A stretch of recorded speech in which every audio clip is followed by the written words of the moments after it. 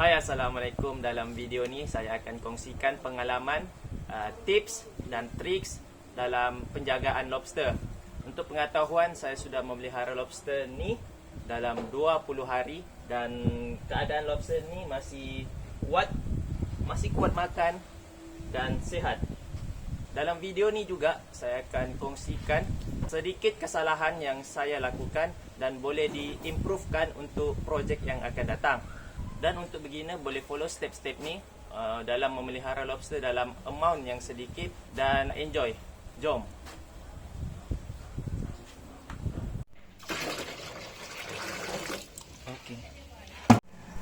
Timbang hari pertama lobster ni dan kita juga akan timbang lagi sekali semasa hari last kita pelihara lobster ni. Next, simpankan lobster ke dalam bekas yang sudah berisi air. Untuk hidupkan pump oksigen ini selama 24 jam, saya menggunakan sistem solar yang saya telah bina sebelum ini.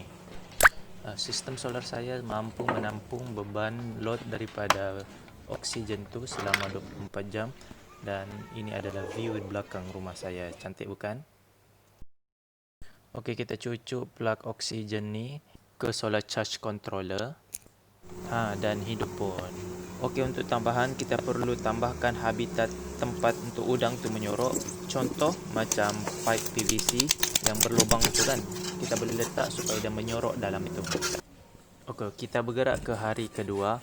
Pada masa ni saya tidak tahu lagi berapa amount dan saiz yang udang tu mahu makan. So saya sediakan dalam saiz yang banyak. Okey, ini adalah kesalahan saya yang pertama. Lobster ni sebenarnya dia makan dalam amount yang sedikit sahaja. Dan bila kita sediakan makanan contoh macam ikan, kita perlu hiris kecil-kecil ikan itu supaya lobster tu senang makan ikan tu. Bila kita bagi dalam saiz yang besar kemungkinan lobster tu tidak akan makan semuanya. Dan lebihan ikan tu akan membusuk dan akan mencemarkan air di dalam baldi itu sendiri ataupun bekas tu. Ni contoh bekas dia makan. Dia gigit lah. Dia ada tinggalkan sedikit. Ni akan jadi busuk. Disebabkan lebihan ikan yang dia tidak makan tu yang menjadi busuk, saya terpaksa tukar air masin setiap hari. Penat aku.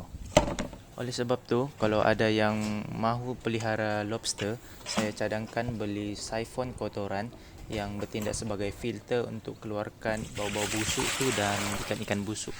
Okey, untuk part ni kita perlu berhati-hati sedikit sebab udang ni suka melompat-lompat semasa penukaran air disebabkan dia belum lagi selesa dengan temperature di air tu. Temperature yang sesuai untuk lobster ni hidup adalah antara 25 darjah Celsius ke 29 darjah Celsius. Oleh sebab tu, kita perlu pastikan kita sentiasa tutup tempat kita dan lindung dia daripada cahaya matahari. Dan idealnya jangan letak direct kena matahari. Okey, lastly kita timbang kita punya lobster untuk kali terakhir. Dan boleh tengok lobster ni dia punya berat dalam 324 gram. Berbeza dengan sebelum ni, pada awalnya 310 gram. So kita boleh nampak kenaikan sebanyak 24 gram untuk dalam masa 20 hari.